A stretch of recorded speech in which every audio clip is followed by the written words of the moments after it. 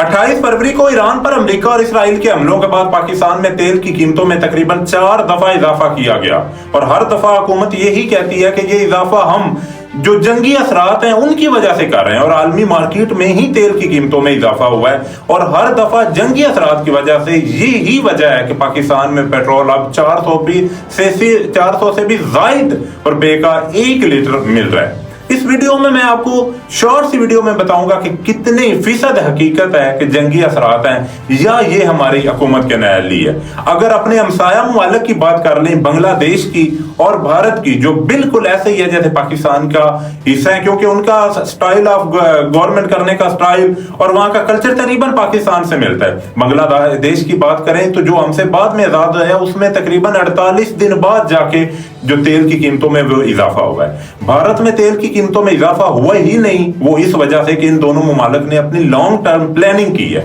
भारत ने इस पे थोड़ी सी अपनी प्लानिंग इस तरह से की है कि हर गाड़ी के लिए उन्होंने मिकदार फिक्स कर दी कि ये गाड़ी को इतना मिलेगा तेल और फलां गाड़ी को इतना मिलेगा, और साथ ही उन्होंने अपने प्रोटोकॉल्स में भी कमी की।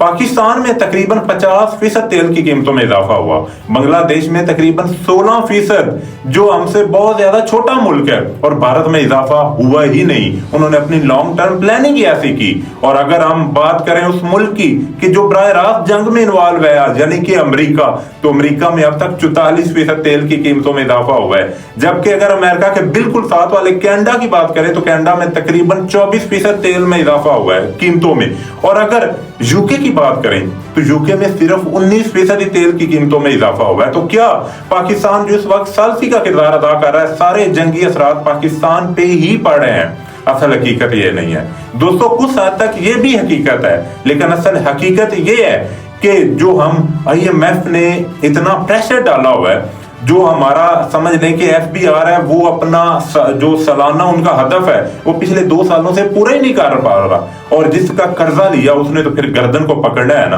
तो IMF ने इनका गर्दन पकड़ा है कि भाई जैसे मर्जी जितना मर्जी टैक्स लगाओ, और अभी तो बहाना भी अच्छा है, और इस कौम पे बोझ इतना डालो, ऐसा ऐसा करके डालो।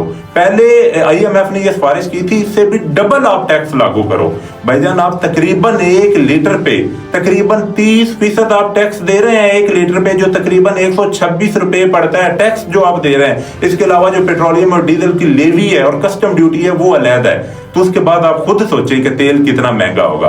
दरअसल ये आपको ऐसा ऐसा पूरा बोझ आप इसलिए नहीं डालते कि ये कौम बोझ उठाने के काबिल हो जाए। अगर इकट्ठे ही बोझ डालेंगे तो फिर ये कौम कहीं गिर ही ना जाए। इस कौम को बोझ उठाने के आदी बना रहे हैं। अभी आगे देखते हैं होता है क्या, क्योंकि अभी तो